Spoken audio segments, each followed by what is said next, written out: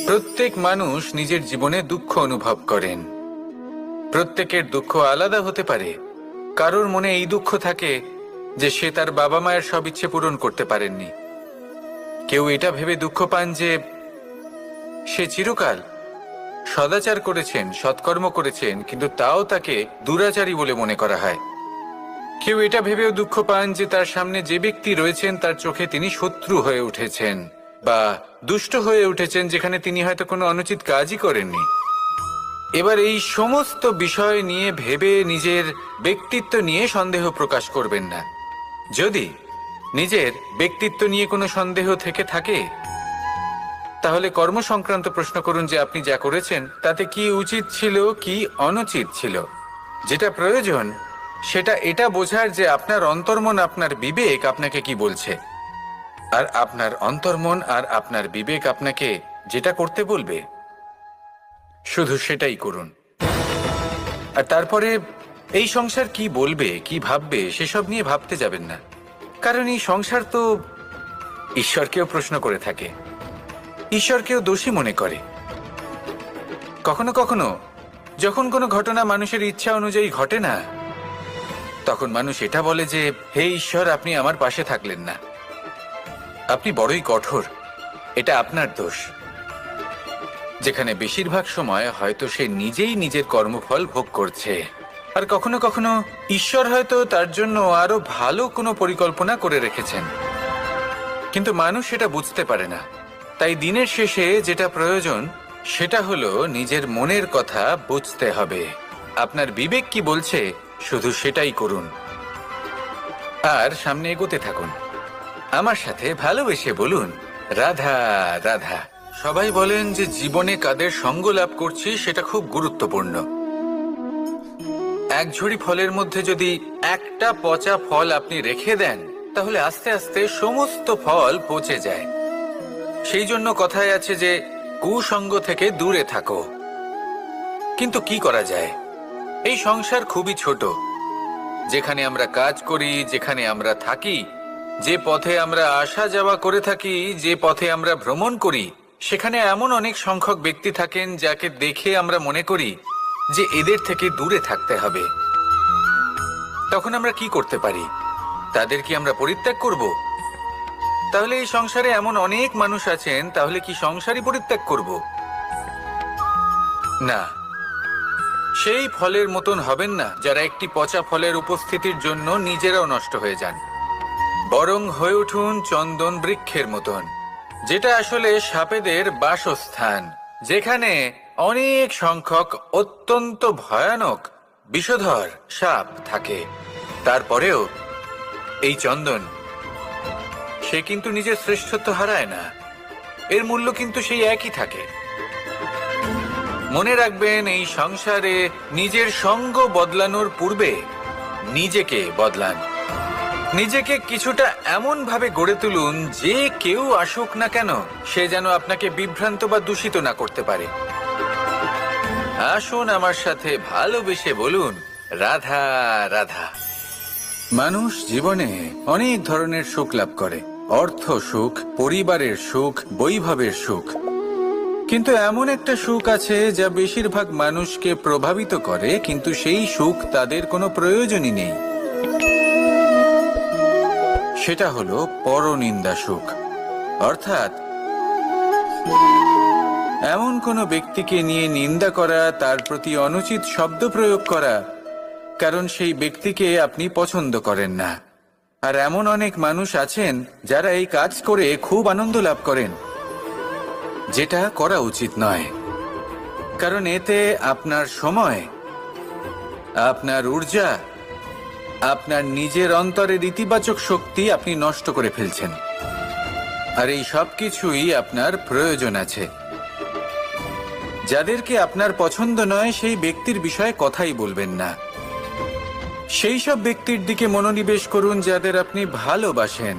সেই সব কাজে মন দিন যেগুলো আপনার ভালো লাগে। সেই বস্তুর দিকে নজর দিন যেগুলো আপনার প্রিয়, নিজের লক্ষ্যের দিকে, এই সব কিছুর দিকে নয়। এমনটা করলে আপনার জীবনে আপনি সেই সব এমনটাই করুন, জীবন আরো অনেক বেশি সুন্দর হয়ে উঠবে। আর তখন এই মন প্রসন্ন হয়ে বলবে, রাধা রাধা। আজ আমরা আবার সাফল্য আর অসফলতার বিষয়ে কথা বলবো। সফল ব্যক্তি কে হয় এবং অসফল ব্যক্তি কে হয়, এই বিষয়ে আমরা আগে অনেকবার কথা বলেছি। প্রত্যেক ব্যক্তি সাফল্য লাভ করতে চান, কিন্তু প্রত্যেক ব্যক্তি সাফল্য লাভের এই কাজে সফল হতে পারেন না। এবার এটা কেন হয়, এর পেছনে কারণটা কি? কারণ হলো ভয়। সফল ব্যক্তি হলেন তিনি যিনি নিজের সিদ্ধান্ত দ্বারা এই সমস্ত সংসারকে বদলে দিয়ে থাকেন, এবং অসফল ব্যক্তি হলেন তিনি যিনি এই সংসারকে দেখে এর বিষয়ে ভেবে নিজের সিদ্ধান্ত বদলে ফেলেন। প্রয়োজন হলো নিজের লক্ষ্যের বিষয়ে ভেবে দেখার, পথের বিষয়ে ভেবে দেখার। একবার যদি আপনি পথ নির্বাচন করে থাকেন, সেই পথে অগ্রসর হতে থাকুন আর তাতে অটল থাকুন। সবসময় দৃঢ় প্রতিজ্ঞ হন। আপনি যদি কোনো পথে টিকে থাকেন আর নিরন্তর পরিশ্রম করতে থাকেন, তবেই আপনার জীবনে সাফল্য আসবে। যদি কথায় কথায় লোকে কি ভাববে, লোকে কি বলবে, একথা ভেবে নিজের সিদ্ধান্ত পাল্টান, তাহলে কখনো নিজের লক্ষ্যে পৌঁছতে পারবেন না। আসুন আমার সাথে ভালোবেসে বলুন, রাধা রাধা। মানুষের 6টি বড় শত্রু রয়েছে, আর এরা অন্য কোথাও নয়, বরং মানুষের অন্তরেই বাস করে। এই 6টি শত্রু হলো কাম, ক্রোধ, মোহ, লোভ, ঈর্ষা আর অহংকার। কিন্তু এরা কি চিরকাল আপনার শত্রু হিসেবেই থেকে যায়? এদেরকে নিজের বন্ধু করে তোলা কি সম্ভব নয়? ভেবে দেখুন না। এবার যদি কথা বলি কাম নিয়ে, অর্থাৎ কামনা করা, তাহলে মানুষ যদি জীবনে কামনা করতে থাকে, তাহলে সন্তোষের অনুভূতি লাভ করতে পারে না। কিন্তু এই কামনাই মানুষের বন্ধু হয়ে উঠতে পারে। কিভাবে? ধরুন, যদি মানুষ ভাবে আমি আরো অনেক বেশি শ্রেষ্ঠ ব্যক্তি হয়ে উঠতে চাই, আর তার জন্য কর্ম করে, পরিশ্রম করে, তাহলে ভবিষ্যতে গিয়ে শ্রেষ্ঠ ব্যক্তি হয়ে উঠতে পারে কামনার কারণে। অর্থাৎ এই কামনাই ওর বন্ধু হয়ে ওঠে। কিন্তু ধরুন, কোনো মানুষ যদি চায় সে শ্রেষ্ঠ ব্যক্তি হয়ে উঠবে, কিন্তু তার জন্য না কোনো কর্ম করছেন আর না কোনো পরিশ্রম করছেন, আর অধর্মের পথে চলতে শুরু করে দেন, তাহলে এই কামনাই তার শত্রু হয়ে উঠতে পারে। এবার যদি এই কামনাকে নিজের বন্ধু করে তুলতে হয়, তাহলে নিজের নির্বাচনে বিচক্ষণ হতে হবে, নিজের মস্তিষ্কের ওপর নিয়ন্ত্রণ রাখতে শিখতে হবে। সেটাই করুন আর আমার সাথে ভালোবেসে বলুন, রাধা রাধা। আজ আমরা মানুষের আরো একটি শত্রুর বিষয়ে কথা বলবো, যার নাম হলো লোভ। যে কোনো বস্তুকে অত্যাধিক লাভ করার যে বাসনা, যতটা লাভ করেছি ততটা যথেষ্ট নয়, আমার আরো চাই, আরো চাই, একেই বলে লোভ। এবার এই লোভ আপনার জীবনে শুভ না অশুভ, আপনার মিত্র নাকি আপনার শত্রু, সেটাও নির্ভর করছে আপনার ওপর। যেমন ধরুন, কোনো ব্যক্তির অসম্ভব ধনের লোভ, সে সেটা অর্জন করছে আর সেটা সংগ্রহ করছে, আর সেটা লাভ করার জন্য সে অনৈতিক কাজ করছে। যদি এই সব হতে থাকে, তাহলে লোভ কিন্তু আপনার পক্ষে অত্যন্ত ক্ষতিকারক। কিন্তু যদি সেই ব্যক্তি ধরুন ধন অর্জন করছেন, তার সাথে নীতিও পালন করছেন, আর সংগ্রহ করার পরে সেটা সংসারে ছড়িয়ে দিচ্ছেন, যদি এমনটা হয়, তাহলে এই লোভ আপনার বন্ধু হয়ে উঠতে পারে।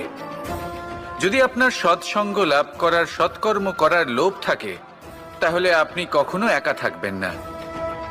যদি ভালোবাসা প্রদান করার লোভ থাকে, এই সংসারকে সাহায্য করার লোভ থাকে, তাহলে এই লোভ যা সংসারের শত্রু, সেটা কিন্তু আপনার সাথে পরমাত্মার মিলন ঘটাতে পারে। এবার এই লোভকে নিজের মিত্র করে তুলবেন নাকি শত্রু করে তুলবেন, সেই সিদ্ধান্ত আপনারই। আসুন আমার সাথে ভালোবেসে বলুন, রাধা রাধা। কখনো এই প্রকৃতির দিকে তাকিয়ে থাকবেন। এই প্রকৃতি অনেক ধরনের শিক্ষা দেয়। কোন একটা গাছকে দেখুন কিভাবে সে মাটি থেকে জল শুষে নেয়। সে ঝড় হোক বা হোক কড়া রোদ সব সহ্য করে এবং অবশেষে সে ফল ধারণ করে। আর সেই ফল উৎপন্ন করার পরে সে ফল কিন্তু সে নিজে গ্রহণ করে না, এই সংসারকে প্রদান করে, যাতে পশু পাখি মানুষ তারা এই ফল গ্রহণ করে শক্তিশালী হয়ে উঠতে পারে, সুস্থ থাকতে পারে। সেভাবেই নদী, সরোবর এরা নিজেরাও কিন্তু নিজেদের জল গ্রহণ করে না, মাটিকে প্রদান করে, পশু পাখিকে প্রদান করে। সূর্য নিজেও নিজের জন্য প্রজ্বলিত হয় না, সে প্রকাশ ছড়িয়ে দিতে চায় আমাদের সবার কাছে, সে আলো পৌঁছে দিতে চায়। এই প্রত্যেকের কর্মে পরমার্থ নিহিত আছে, আর সেই জন্যই এদের সকলকে পুজো করা হয়। তাই মনে রাখবেন, আপনার কাছে জীবন যাপনের অতিরিক্ত যা কিছুই আছে তা পরমার্থের জন্য। তাহলে তার সদ্ব্যবহার করুন আর আমার সাথে ভালোবেসে বলুন রাধা রাধা। পরিবর্তন, এটা হলো সৃষ্টির অমূল্য নিয়ম। এই সংসারে সবকিছু সময়ান্তরে পরিবর্তিত হয়, এই সময়ও পরিবর্তিত হয়। পরিবর্তন চিরকাল হয়ে এসেছে আর চিরকাল হতে থাকবে। কিন্তু এবার আমরা সেই পরিবর্তন কিভাবে লাভ করব যেটা আমাদের প্রয়োজন, যেটা আমরা চাই? আমরা জীবনে বিকাশ চাই। এই বিকাশ কিভাবে লাভ করতে পারি? এই প্রকৃতি কিন্তু আমাদের অত্যন্ত উত্তম উদাহরণ দিয়ে বুঝিয়েছে। একটি বিন্দুর উদাহরণ দিয়েছে যা ভবিষ্যতে একটা বিশাল নদীর আকার ধারণ করে। এটা কিভাবে হয়? মেঘ থেকে একটি বিন্দু ঝরে পড়ে সেই পর্বতের ওপর যেখানে হিম আছে।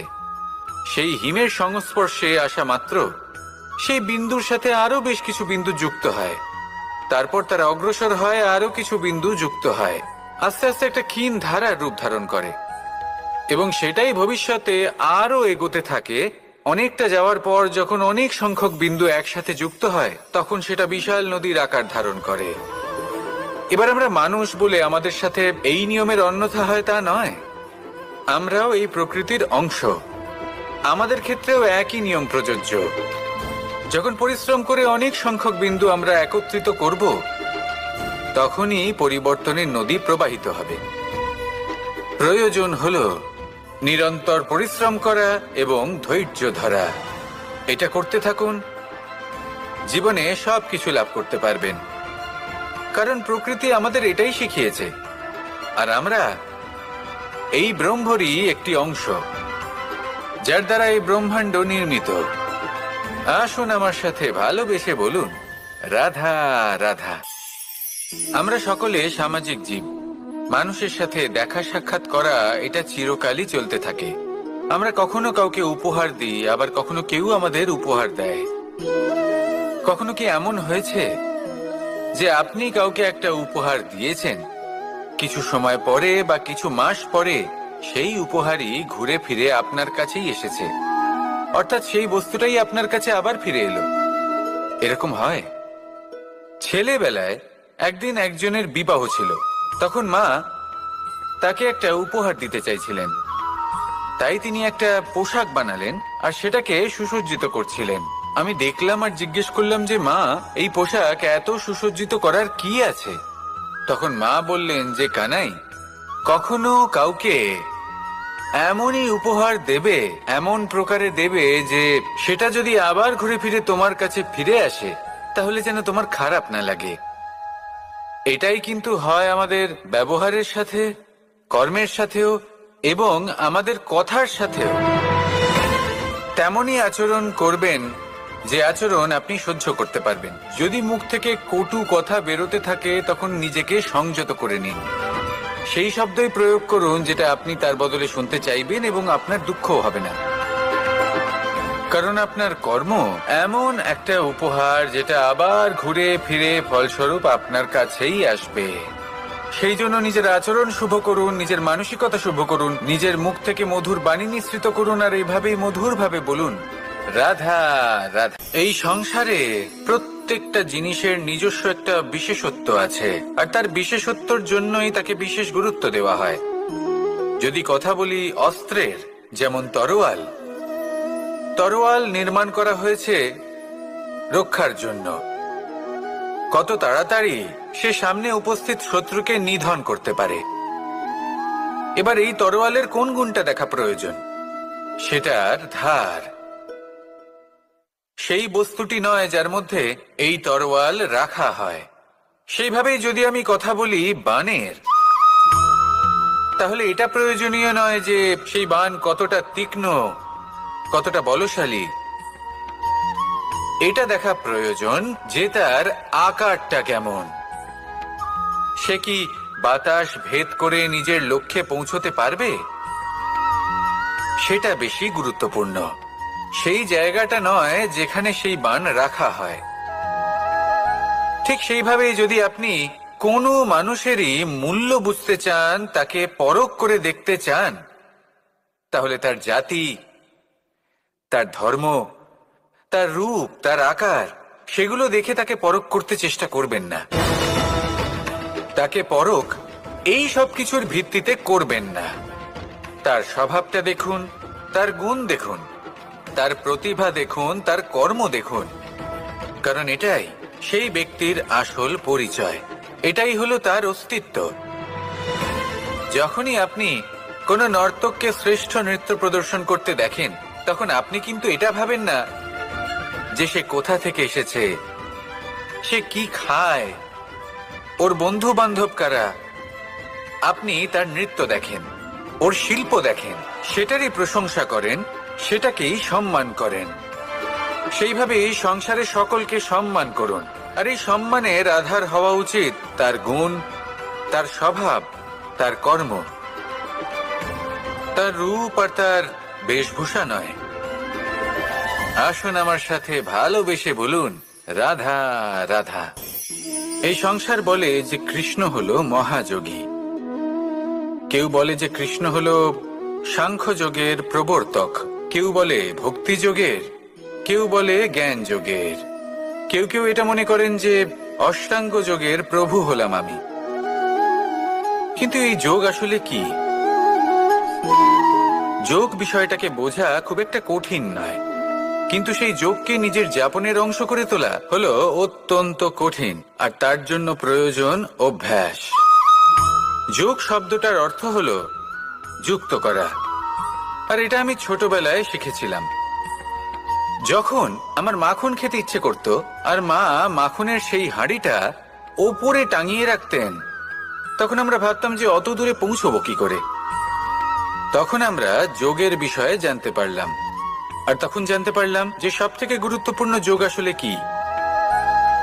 সহযোগিতা, সাহায্য।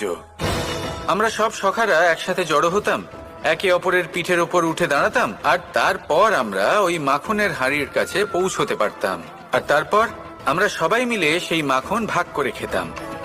সহযোগিতা, এটা অত্যন্ত গুরুত্বপূর্ণ। পাণ্ডবরাও মহাভারতে এটাই করেছিলেন। ওনাদের সাথেও কেউ ছিল না। একে অপরকে সাহায্য করে ওনারা অনেক বীরদের একত্রিত করেছিলেন। তারপর অবশেষে মহাভারতের এই মহাযুদ্ধে ওনারা জয়লাভ করেছিলেন। রামায়ণে রাম এবং লক্ষ্মণের সাথে কেউ ছিল না। সহযোগিতার মাধ্যমে ওনারা ভাল্লুক আর বানর সেনাকে একত্রিত করেছিলেন।